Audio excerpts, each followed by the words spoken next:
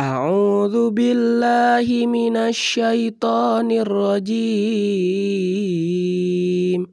Bismillahirrahmanirrahim. Assalamualaikum warahmatullahi wabarakatuh. Para pemirsa dimanapun berada, pada pertemuan ini kita akan membahas atau belajar bersama tentang aqsamul kalimat, yaitu pembagian kata.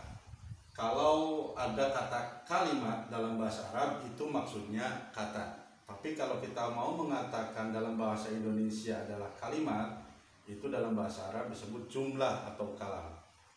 Yang akan kita bahas pada pertemuan ini adalah tentang pembagian kata dalam bahasa Arab.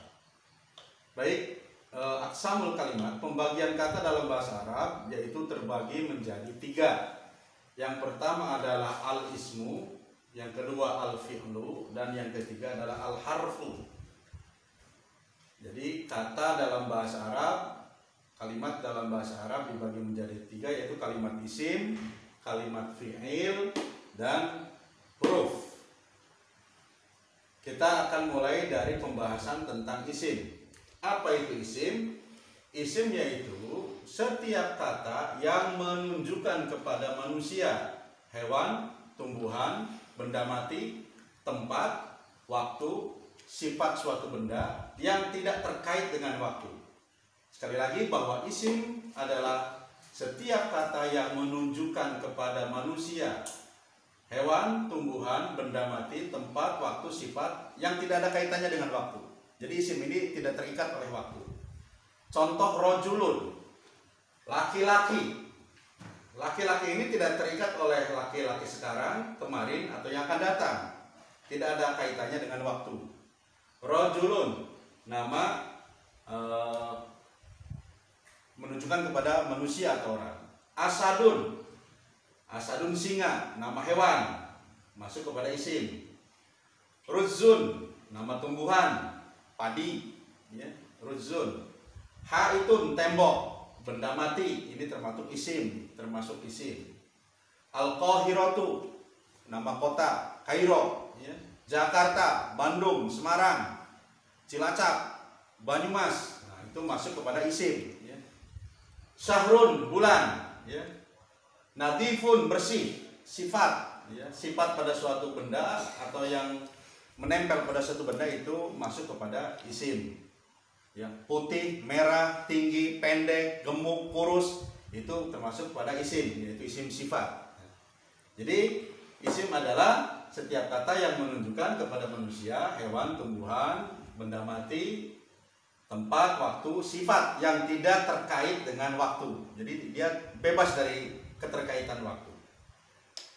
Kemudian untuk kita mengenal itu isim atau bukan, kita harus tahu tanda-tandanya. Kemudian kita akan bahas yaitu tanda-tanda isim atau ciri-ciri bahwa itu adalah kata benda.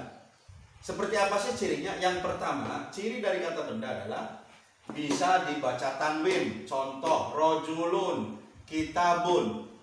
Artinya setiap Anda atau kalian menemukan satu kata atau kalimat dalam bahasa Arab yang di belakangnya atau di akhir hurufnya dibaca tanwin, itu sudah dipastikan isim.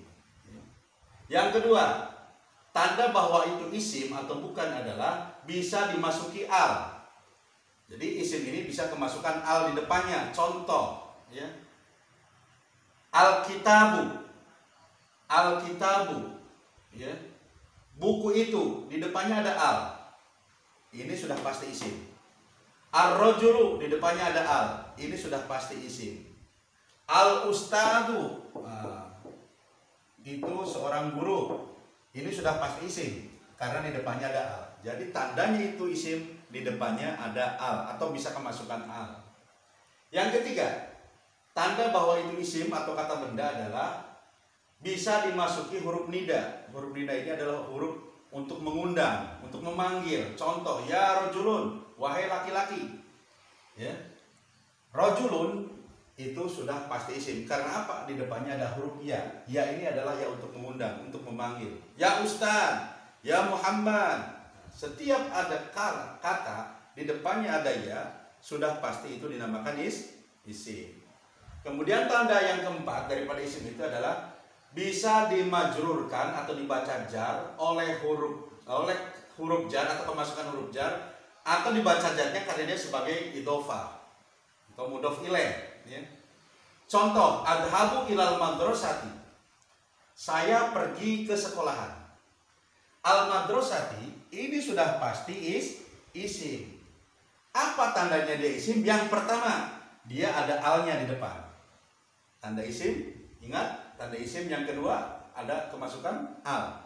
Yang kedua, dia pasti isim karena dia kemasukan huruf jar, ila. Setiap kata yang di depannya ada huruf jar, ila, min, an, fi, kaf, lam, ba, itu pasti yang jatuh setelah itu adalah isim. Ya. Kemudian dia dibaca jarnya karena sebagai mudhof ilaih atau susunan idhofah. Istaraitu kitabal fikhi, saya telah membeli sebuah buku fikih. Kitabal fikhi, dua kata disusun menjadi satu, ya. Di depannya mudhof, di belakangnya mudhof ilaih. Al fikhi ini sudah pasti, kitabul fikhi ini sudah pasti isim. Sudah pasti kata benda karena susunannya idhofah, mudhof ilaih. Mudhof ilaih dibaca kasrah. Apa itu mudhof, apa itu mudhof ilaih akan kita bahas pada kesempatan yang lain. Ini pembahasan sekitar isim. Sekali lagi, bahwa isim adalah setiap kata yang menunjukkan bahwa itu adalah manusia, hewan, tumbuhan, benda mati, tempat, waktu, sifat, di mana tidak ada keterkaitan waktu di dalamnya. Berbeda dengan fiil. Fiil selalu terkait dengan waktu.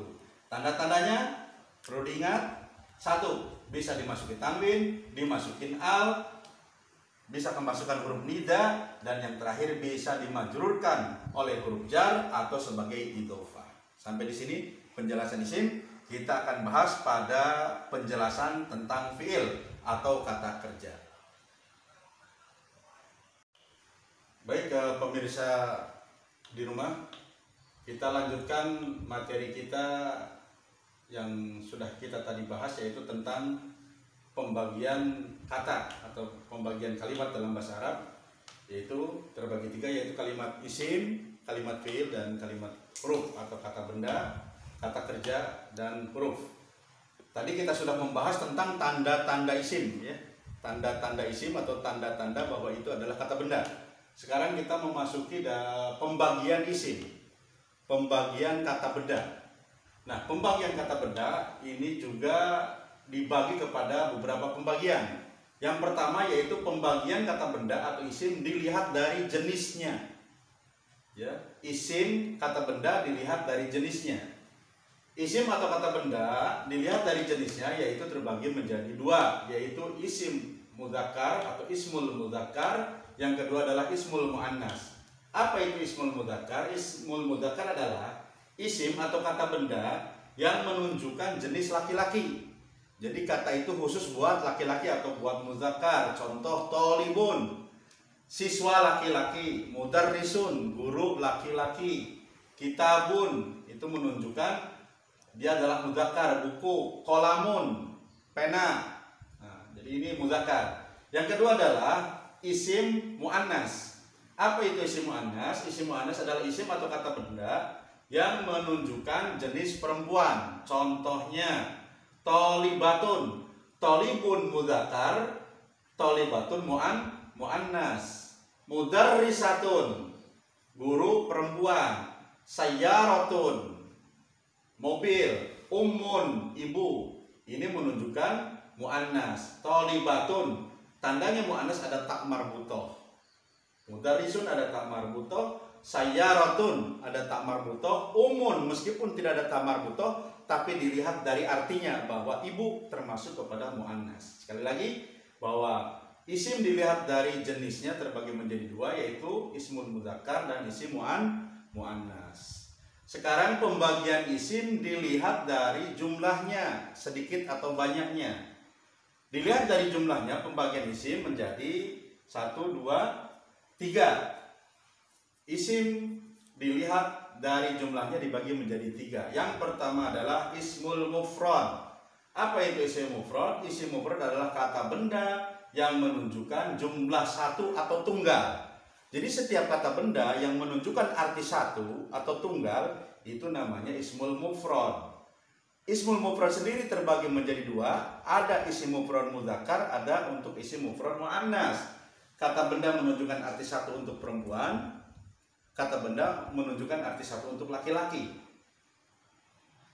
Ismul mudzakkar, ismul mufrad mudzakkar, contoh kata benda yang menunjukkan arti satu untuk laki-laki, al-muslimu, seorang muslim laki-laki. Jadi muslim laki-lakinya satu. Mudarrisun, seorang guru laki-laki. Ini berarti dari sisi maknanya satu atau tunggal, kemudian dari sisi jenisnya dia adalah mudzakkar. Makanya disebut mufrad mudzakkar. Yang kedua adalah mufrad muannas, bentuk perempuan maknanya satu. Al-muslimatu, satu orang muslim perempuan. Tandanya bahwa ini adalah mufrad muannas, ada ta marbutoh.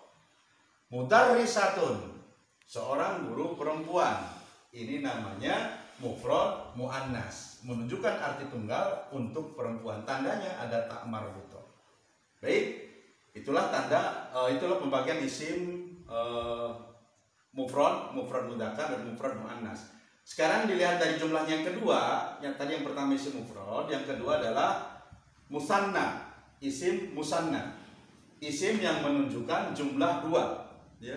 Jumlah dua dinamakan musanna. Musanna dibagi menjadi dua seperti tadi mufrad. Musanna mudzakkar, musanna muannas. Ada dua untuk laki-laki, ada arti dua untuk perempuan. Arti dua untuk laki-laki, tandanya atau caranya yaitu ditambahkan alif dan nun dari bentuk tunggalnya. Alif dan nun di belakangnya. Asal katanya tolibun, mufradnya bentuk tunggal mufradnya. Mufrad mudzakarnya tolibun. Cara membuat musanna mudzakarnya arti dua buat laki-laki tinggal ditambahkan alif dan nun. Tolibani, rojulani, muslimani. Nah itu namanya musanna mudzakkar. Kemudian musanna muannas menunjukkan arti dua untuk perempuan. Rumusnya adalah ditambahkan ta, alif, dan nun. Asal katanya tolibun. Untuk membuat musanna muannas arti dua untuk perempuan, rumusnya adalah ditambahkan huruf ta, alif, dan nun daripada bentuk tunggalnya. Tolibun menjadi tolibatani untuk musanna muannas. Muslimun menjadi muslimatani. Mukminun menjadi mukminatani. Mudarrisun menjadi mudarrisatani. Rumusnya musanna muannas ta alif nun, rumusnya musanna mudzakkar alif dan nun dari bentuk tunggalnya. Itu untuk isim musanna. Yang terakhir yaitu isim dilihat dari jumlahnya. Yang ketiga yaitu jama mudzakkar salim. Jama artinya banyak, mudzakkar adalah perempuan, laki-laki, salim adalah selamat. Jadi kata yang menunjukkan arti untuk laki-laki banyak, ya. Laki-laki banyak ini lebih daripada dua. Dalam bahasa Arab, kata benda yang lebih dari dua itu sudah jama, ya. 3, 4, 5 dan seterusnya itu jama. Jama mudzakkar salim rumusnya gampang. Ditambahkan wawu dan nun di belakang katanya atau kalimatnya ketika dibaca rofa, atau ditambahkan ya dan nun ketika dibaca nasab atau dibaca jar, ya. Contoh muslimuna, asal katanya kan muslimun, ini kan, ini asal katanya bentuk tunggalnya muslimun, dirubah menjadi jama mudzakkar salim, di belakangnya ditambahkan wawu dan nun. Muslimuna, mukminun jadi mukminuna, ya. Itu ketika dibaca rofa. Tapi ketika dibaca jar atau dibaca nasab, maka tambahannya adalah bukan wawu dan nun tapi ya dan nun. Muslimina, ya. Ini jama mudzakkar salim. Yang kedua, jama muannas salim. Jama muannas salim ini adalah kata benda yang menunjukkan arti banyak untuk perempuan. Tadi untuk laki-laki mudzakkar salim, banyak untuk perempuan namanya muannas salim. Rumusnya ditambahkan alif dan ta di akhir katanya. Kalau tadi kan tambahnya wawu dan nun mudzakkar salim, Untuk jamak muannats salim tambahannya alif dan ta. Contoh, muslimun bentuk tunggalnya, maka ketika dirubah menjadi jamak muannats salim tinggal ditambahkan alif dan ta di belakangnya, yaitu muslimatun, mu'minatun, mudarrisatun. Nah, itu jamak muannats salim. Yang ketiga, jamak taksir. Nah, jamak taksir ini adalah kata yang menunjukkan arti banyak, tidak memiliki pola. Kalau polanya jamak mudzakkar salim jelas, jamak muannats salim jelas. Jamak mudzakkar salim wawu dan nun belakangnya, jamak muannats salim alif dan ta di belakangnya. Tapi jamak taksir ini adalah jamak yang menunjukkan arti banyak tapi polanya tidak beraturan. Di luar jamak mudzakkar salim, di luar jamak muannats salim namanya jamak taksir. Contoh, kutubun beberapa buku, buyutun beberapa rumah, abwabun beberapa pintu, masajidun beberapa masjid. Itu pembagian jamak. Sekarang yang terakhir kita kepada isim dilihat dari keumuman dan kekhususannya.